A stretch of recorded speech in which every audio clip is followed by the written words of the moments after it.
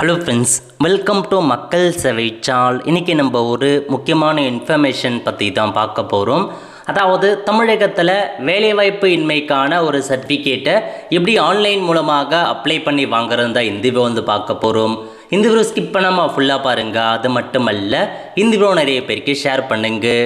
First இந்த வெப்சைட்டை பண்ணிக்கோங்க. இந்த வெப்சைட்கான லிங்க்கை நான் டிஸ்கிரிப்ஷன் கொடுத்துட்றேன். அதாவது தமிழக அரசு சார்பில் வேலையில்லா இளைஞர்களுக்கு தமிழக அரசு உதவித்தொகையை வழங்குறாங்க. அந்த உதவித்தொகையை பெறுவதற்கு நீங்கள் வேலையில்லா அன்எம்ப்ளாய்மெண்ட்டுக்கான ஒரு சர்டிஃபிகேட் வாங்கி ஆகணுங்க. இப்போ ரீசெண்டாக பார்த்தீங்கன்னா தமிழகத்தில் புதிய முதலமைச்சராக பதவியேற்றிருக்காங்க. அவங்க தேர்தல் அறிவிக்கையில் நீங்கள் வேலை இல்லாமல் டிகிரி முடிச்சிருக்கீங்க அப்படின்னா 4000 ரூபாய் மாதம் வழங்கப்படும். அதேமாரி 12th டிப்ளமோ முடித்தவங்களுக்கு 2500 ரூபா வழங்கப்படும் அப்படின்ற மாரி சொல்லியிருக்காங்க. அந்த திட்டம் விரைவில் கொண்டு வருவாங்க. அந்த திட்டம் வருவதற்கு இந்த சர்டிஃபிகேட்லாம் அவசியமானதுங்க. இந்த வேலையில்லா சர்டிஃபிகேட் அதை எப்படி ஆன்லைன் மூலமாக நீங்களே அப்ளை பண்ணுறது அதை பற்றி பார்க்கலாம். ஓகே, ஸோ முதல்ல tn.ecv.tn.government.in இந்த வெப்சைட் ஓப்பன் பண்ணிக்கோங்க. இந்த வெப்சைட்டில் உங்களுக்கு செகண்டாக கீழே கொடுத்துருக்காங்க பாருங்கள், பயனாளர் உள்நுழைவுன்னு இந்த ஆப்ஷன் நீங்கள் கிளிக் பண்ணிங்க அப்படின்னா போதுமானது. உங்களுக்கு இந்த மாதிரி ஒரு பேஜ் ஓப்பன் ஆகும். ஸோ உங்ககிட்ட ஆல்ரெடி அக்கௌண்ட் இருக்குது அப்படின்னா டேரெக்டாக நீங்கள் லாகின் பண்ணிக்கோங்க. அக்கௌண்ட் இல்லை அப்படின்றவங்க கீழே கொடுத்துருக்காங்க பாருங்கள், new user sign up here அப்படின்ற ஆப்ஷனை பயன்படுத்தி புதுசாக நீங்கள் அக்கௌண்ட் க்ரியேட் பண்ணுற மாரி இருக்கும். எப்படி அக்கௌண்ட் க்ரியேட் பண்ணுறது அதை கொடுத்து நம்ம சேனலில் வீடியோ போட்டிருக்கோம். லிங்கை டிஸ்கிரிப்ஷன் கொடுத்துறேன். அந்த வீடியோ பார்த்து அக்கௌண்ட்டை க்ரியேட் பண்ணிக்கோங்க. அக்கௌண்ட் இருக்கவங்க டேரெக்டாக நீங்கள் லாகின் ஆப்ஷனை பயன்படுத்தி லாகின் பண்ணிக்கோங்க. இப்போ லாகின் கிளிக் பண்ணதுக்கப்புறம் ஸோ உங்களுக்கு இந்த மாதிரி லாகின் பேஜ் ஓப்பன் ஆயிருங்க. இப்போ இதில் பார்த்தீங்க அப்படின்னா உங்களுக்கு நிறையா டிபார்ட்மெண்ட் கொடுத்துருக்காங்க. நம்ம கிளிக் பண்ண வேண்டியது செகண்டாக இருக்க பாருங்கள், ரெவென்யூ டிபார்ட்மெண்ட்னு இந்த ஆப்ஷன் நீங்கள் கிளிக் பண்ணிங்க அப்படின்னா ஸோ இதில் உங்களுக்கு நிறையா ஆப்ஷன்ஸ் பார்த்தா கொடுத்துருக்காங்க. நிறையா சர்டிஃபிகேட் பற்றி உங்களுக்கு ப்ரொவைட் பண்ணியிருக்காங்க. ஸோ இதில் பார்த்தீங்க அப்படின்னா நீங்கள் அந்த அன்எம்ப்ளாய்மெண்ட்கான ஒரு சர்டிஃபிகேட்டை நீங்கள் அப்ளை பண்ணுற மாரி இருக்கும். ஸோ இதில் தான் உங்களுக்கு அந்த ஆப்ஷன்ஸ் கொடுத்துருக்காங்க. அன்எம்ப்ளாய்மெண்ட் சர்டிஃபிகேட்னு இருக்க பாருங்கள், ரெவென்யூ 108 அன்எம்ப்ளாய்மெண்ட் சர்டிஃபிகேட்னு இந்த ஆப்ஷனை நீங்கள் கிளிக் பண்ணிங்க அப்படின்னா போதுமானது. உங்களுக்கு இந்த மாதிரி தான் ஒரு பேஜ் ஓப்பன் ஆகுங்க. இப்போ இதில் போயிட்டு ப்ரொசீட் அப்படின்ற ஆப்ஷன் நீங்கள் கிளிக் பண்ணிங்க அப்படின்னா இதில் கேன் நம்பர் கேட்டிருக்காங்க. இதுக்கு முன்னாடி நீங்கள் ஏதாச்சும் ஒரு சர்டிஃபிகேட் அப்ளை பண்ணியிருக்கீங்க, இசேவை மையத்தில் வருமானமோ இருப்பிடமோ ஜாதி சர்டிஃபிகேட்டோ ஏதாச்சும் ஒரு சர்டிஃபிகேட் அப்ளை பண்ணியிருந்தாலும் கண்டிப்பாக உங்ககிட்ட கேன் நம்பர் குடிமக்கள் கணக்கெண் கண்டிப்பாக இருக்குங்க. ஸோ நீங்கள் எதுவுமே பண்ண வேண்டாம். இதில் போயிட்டு உங்கள் ஆதார் நம்பரை மட்டும், உங்கள் நேமோ ஃபாதர் நேமோ மொபைல் நம்பரோ எதுவுமே நீங்கள் என்ட்ரு பண்ண வேண்டியதில்லைங்க. இதில் போயிட்டு உங்களுடைய ஆதார் நம்பரை மட்டும் தெளிவாக நீங்கள் கொடுத்துட்டு சர்ச் அப்படின்ற ஆப்ஷனை நீங்கள் கிளிக் பண்ணிக்கோங்க. இப்போது நீங்கள் ஆதார் நம்பரை கொடுத்ததுக்கப்புறம் கீழே உங்களுக்கான இன்ஃபர்மேஷன் வந்துச்சு, உங்கள் நேம் கேன் நம்பர்லாம் வந்துச்சு அப்படின்னா உங்கள்கிட்ட கேன் நம்பர் இருக்குதுன்னு அர்த்தம். நீங்கள் எதுவும் பண்ண வேண்டாம். ஒருவேளை உங்கள் ஆதார் நம்பரை கொடுத்து சர்ச் பண்ணி எந்த டீட்டெயில்ஸுமே காமிக்கல அப்படின்னா உங்கள் ஆதாருக்கு கேன் நம்பர் இல்லைன்னு அர்த்தம். நீங்கள் மேலே போயிட்டு ரெஜிஸ்டர் கேன் அப்படின்ற ஆப்ஷனை பயன்படுத்தி கேன் நம்பரை புதுசாக க்ரியேட் பண்ணுற மாதிரி இருக்குங்க. கேன் நம்பர் எப்படி ஆன்லைன் மூலமாக க்ரியேட் பண்ணுறது அதை கொடுத்து நம்ம சேனலில் வீடியோ போட்டிருக்கோம்.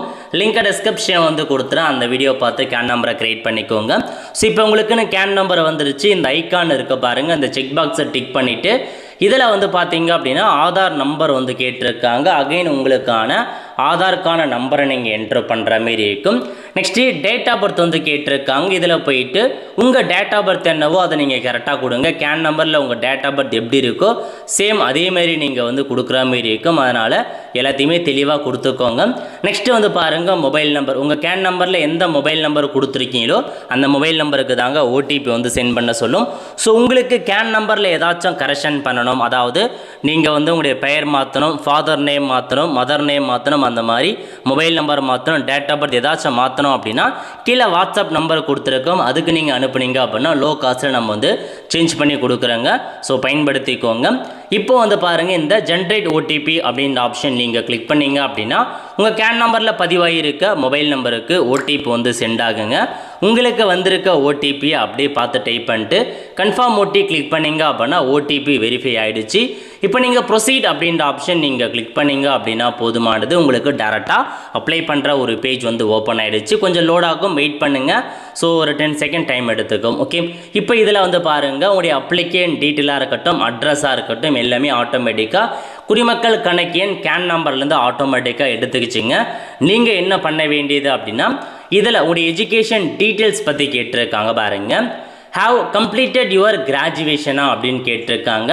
நீங்கள் டிகிரி முடிச்சிருக்கீங்க அப்படின்னா எஸ் கொடுத்துக்கோங்க. டிகிரி முடிக்கல அப்படின்றவங்க நோ அப்படின்ற ஆப்ஷன் நீங்கள் செட் பண்ணலாம். நான் வந்து எஸ் கொடுத்துக்கிறேன்.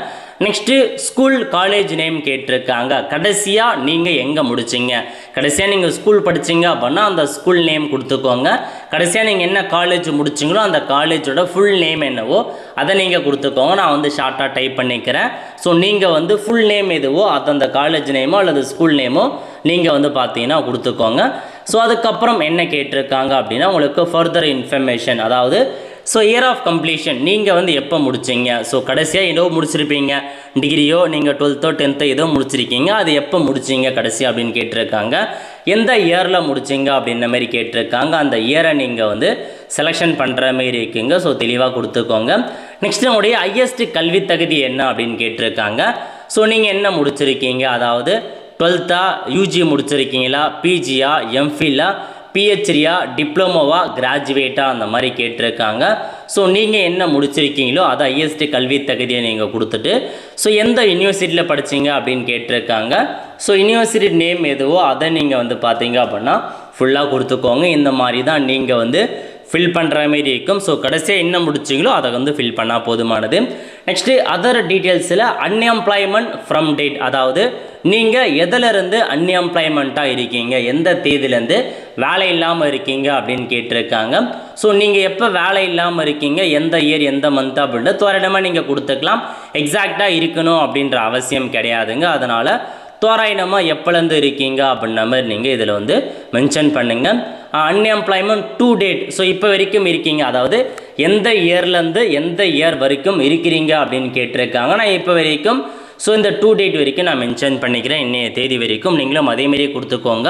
ஸோ ஃப்ரம் டேட் வந்து எப்போலேருந்து வேலை இல்லாமல் இருக்கீங்க, டூ டேட் இன்னைய டேட் வரைக்கும் நீங்கள் கொடுத்துக்கலாம். ஓகே, ஸோ கொடுத்துட்டு கீழே கொடுத்துருக்காங்க பாருங்கள் சப்மிட்னு, அந்த ஆப்ஷன் நீங்கள் கிளிக் பண்ணிங்க அப்படின்னா போதுமானதுங்க. ஸோ இந்த மாதிரி உங்களுக்கு டாக்குமெண்ட் அப்லோட் பண்ணுற பேஜ் வந்து ஓப்பன் ஆகும். டாக்குமெண்ட்டை பொறுத்த வரைக்கும் மொத்தமாக உங்களுக்கு கிட்டத்தட்ட ஒரு 8 டாக்குமெண்ட்ஸ் கிட்ட வந்து கேட்டிருக்காங்க. 8 டாக்குமெண்ட்டில் மொதல் டாக்குமெண்ட் ஃபோட்டோ. ஸோ இதில் வந்து பார்த்தா ஃபோட்டோ அப்படின்ற ஆப்ஷன் நீங்கள் கிளிக் பண்ணி டாக்குமெண்ட் நம்பர் 1 2 3 கொடுக்கலாம் அல்லது ஃபோட்டோ அப்படின்னு மென்ஷன் பண்ணலாம், அது உங்கள் விருப்பம்.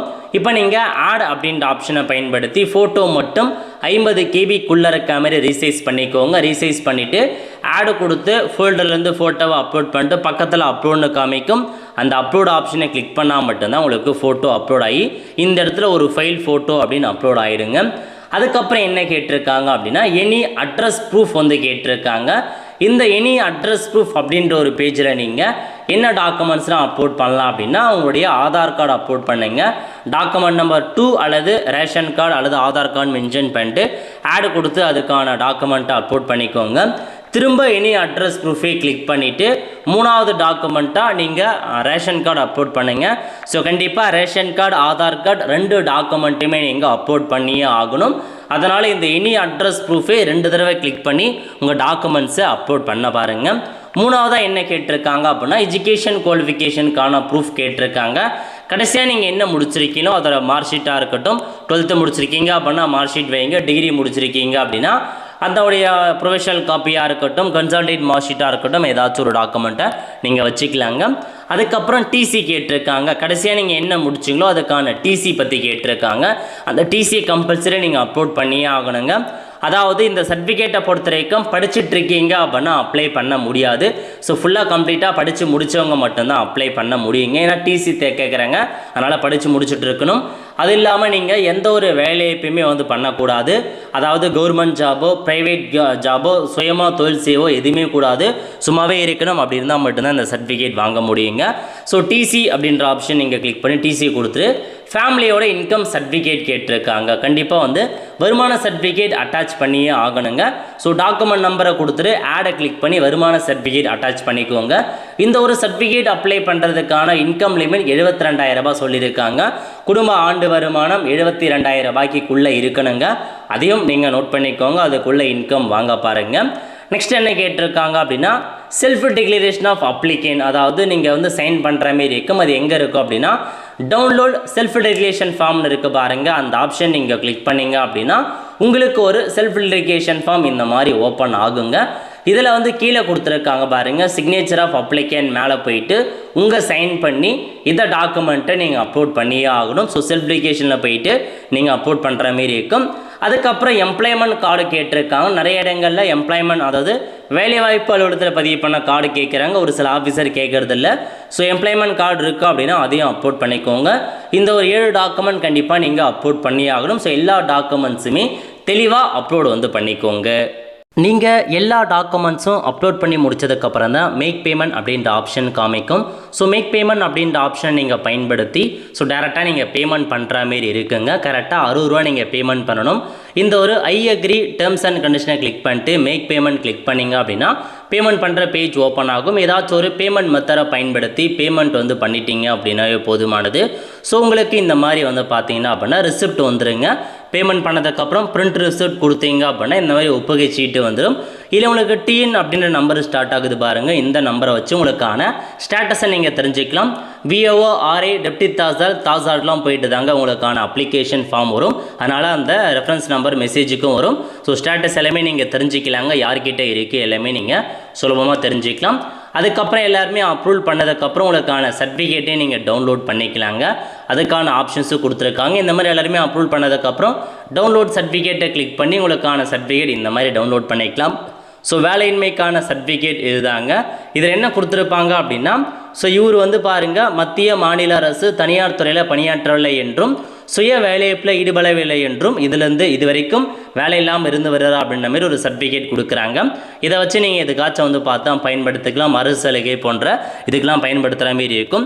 இந்த மாதிரி தாங்க இந்த சர்டிஃபிகேட் நீங்கள் அப்ளை பண்ணி வாங்குற மாரி இருக்கும். கண்டிப்பாக வேலை இல்லாமல் இருக்கீங்க, எந்த ஒரு வேலை இல்லாமல் இருக்கீங்க அப்படின்னா மறக்காமல் இந்த ஒரு சர்டிஃபிகேட்டை வாங்கி வச்சுக்கோங்க. கண்டிப்பாக உங்களுக்கு யூஸ்ஃபுல்லாக இருக்கும். நிறைய பேருக்கு தெரியப்படுத்துங்க. அடுத்த ஒரு நல்ல சந்திப்போம். நன்றி, வணக்கம்.